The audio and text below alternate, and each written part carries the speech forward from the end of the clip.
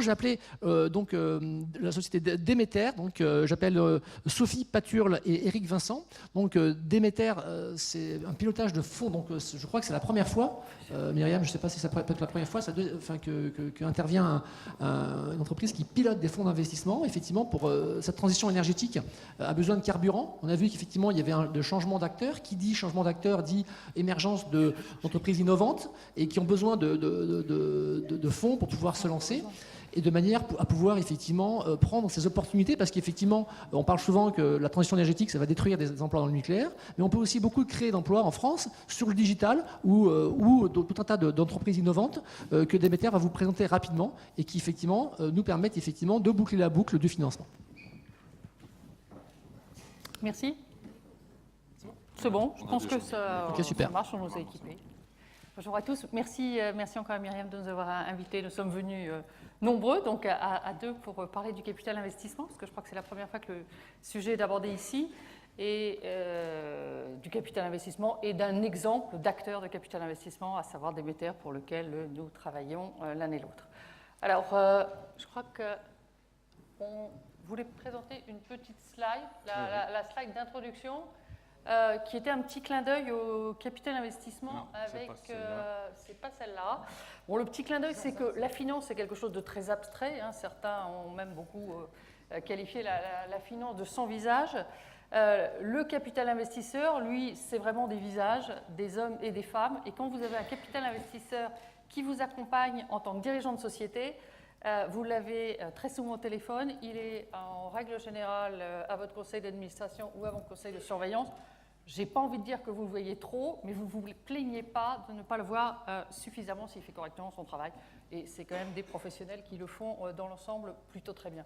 Alors, juste un poids économique pour ceux qui ne sont pas spécialistes du sujet. Le capital investissement, c'est à peu près 8% du PIB en France. Ça accompagne globalement, tout secteur d'activité confondu, environ 7000 entreprises en France. Et le poids du capital investissement dédié à ce qu'on appelle la transition écologique, c'est de l'ordre de 5%. Voilà, quelques grands chiffres pour vous situer le capital investissement. Alors, Éric, vous le connaissiez bien parce qu'il avait l'habitude d'intervenir ici. Il avait l'habitude d'intervenir pour une autre maison, Déméter, qui est un industriel, je laisserai en parler. Je pense que c'est important aussi de savoir qu'un investisseur financier, c'est un investisseur qui a une approche à la fois industrielle et financière. Donc c'est pour ça qu'on est deux aujourd'hui. Éric nous a rejoint Déméter il y a maintenant un petit peu plus de 6 mois. Il a une grande expérience d'industriel. L'équipe Déméter, c'est à la fois des industriels et des financiers. Et dans le capital investissement, vous avez autant à peu près d'ingénieurs que de financiers. Donc c'est vraiment une approche industrielle et financière. Voilà ce que je voulais dire là-dessus. Je vais laisser la parole à Éric. Ok. Donc je ne vais pas vous faire languir plus. Effectivement, j'étais intervenu l'année dernière pour le compte du groupe Engie, que j'ai eu l'honneur de servir pendant de nombreuses années. Et donc, sans plus attendre, je voulais vous donner quelques informations sur le métier que nous faisons et le métier de l'investissement. Appliqué à la transition énergétique, donc pour entrer directement dans le vif du sujet, nous sommes très intéressés par les débats, je dirais, académiques, par les débats théoriques. Nous sommes avant tout dans le concret. Nous gérons nous devons financer, choisir des entreprises, et donc ce qui nous intéresse, ce sont vraiment les réalités.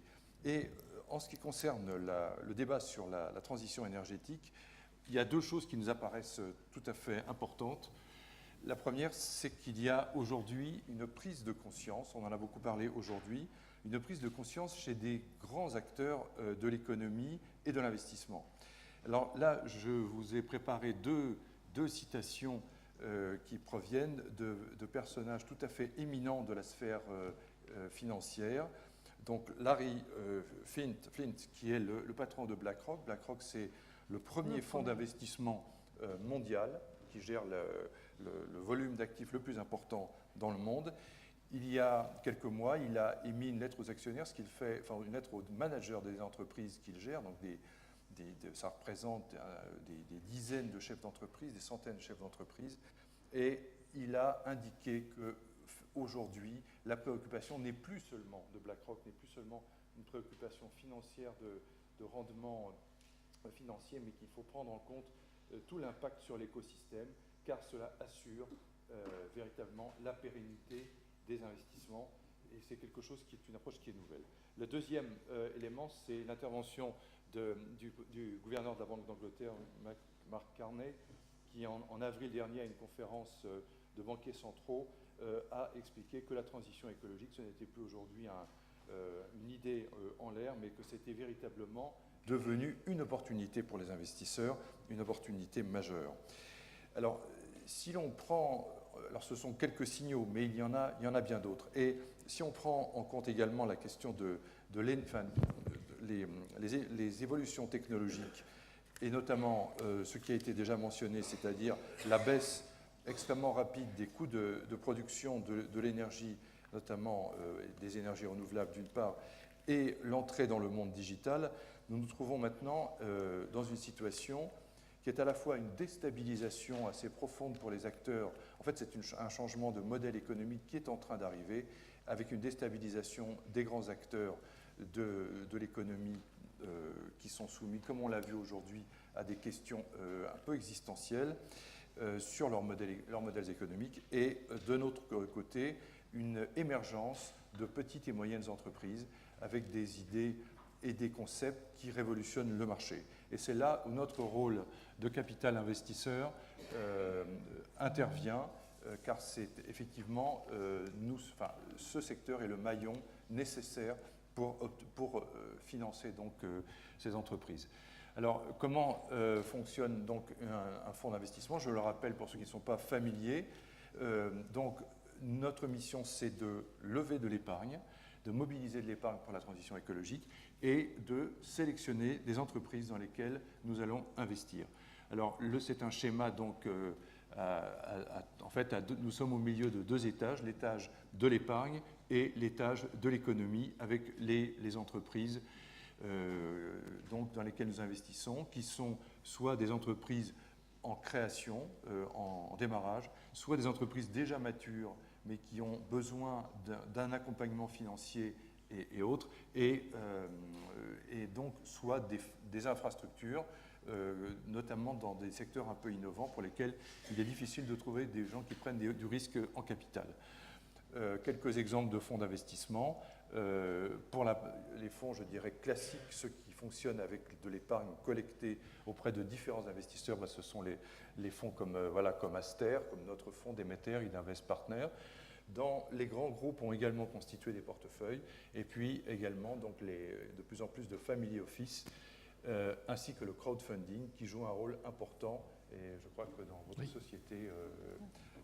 Grégory, et la BPI. Alors, je n'ai pas parlé de la BPI. Oui, la BPI, qui en acteur public est à la fois investisseur en direct avec un fonds dédié aussi à la transition énergétique qui s'appelle Écotechnologie et qui est souscripteur aussi d'un certain nombre de fonds.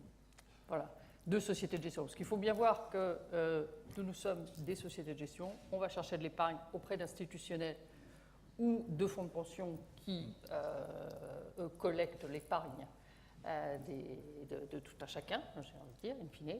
Nous, ensuite, notre rôle, cette épargne-là, c'est de l'apporter aux entrepreneurs qui ont de bonnes idées, qui ont du talent, pour transformer ces bonnes idées et ce talent en création de richesses et financières et environnementales. Voilà. Je crois que ça, c'est pour un petit peu résumer les choses. Et qu'est-ce que nous apportons Action. Nous apportons des actions, nous sommes des actionnaires ou des obligations convertibles. Nous investissons là uniquement, on ne parle pas des projets dans les entreprises, puisque le monde de l'infrastructure est un monde quand même très particulier. Et nous apportons aussi un effet de levier important, puisque lorsque vous avez plus de fonds propres, vous avez plus de crédibilité. Vous pouvez aller chercher à côté de ça des fonds publics. Vous pouvez aussi aller chercher de la dette bancaire. Vous serez plus convaincant auprès de votre banquier avec une structure financière saine. Et un investisseur, c'est son métier d'accompagner des chefs d'entreprise. Donc, a priori, un certain nombre de problèmes auxquels un chef d'entreprise est confronté Lui, il a déjà partagé cette expérience avec d'autres chefs d'entreprise, qui étaient généralement aussi des gens avec du talent, donc on a apporté des solutions ensemble. À même problème, on peut remettre en place des solutions équivalentes. Et donc je pense que ça permet aux dirigeants d'entreprise d'aller plus vite, plus loin, et de transformer le talent de ces petites entreprises. Et comme on l'a vu, elles ont aujourd'hui une véritable carte à jouer, parce que les gros acteurs sont dans des situations qui ne sont pas très simples et que le monde est complètement disrupté.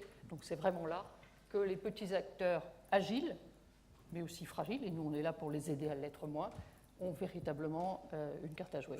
Un mot rapide sur les volumes dont nous parlons. Donc, le flux d'investissement annuel dans les clean tech en France, c'est environ 1 milliard d'euros. Sur ce milliard, le capital d'investissement sur les dernières années en a assuré à peu près la moitié. Il y a eu une petite inflexion en 2017. En fait, les fonds d'investissement, ça dépend des années. Il y a des années où il y a beaucoup d'opérations et donc ça dépend de beaucoup de facteurs. Donc, il faut voir les choses en perspective. On peut s'attendre pour les années qui viennent à un développement de ce secteur assez significatif, puisqu'il y a eu récemment plusieurs fonds importants dont le closing a été annoncé. Chez nous, donc Paris Fonds Vert et Demeter 6. Chez France Énergie Environnement, chez BPI France, donc un nouveau fonds d'investissement, comme le disait Sophie.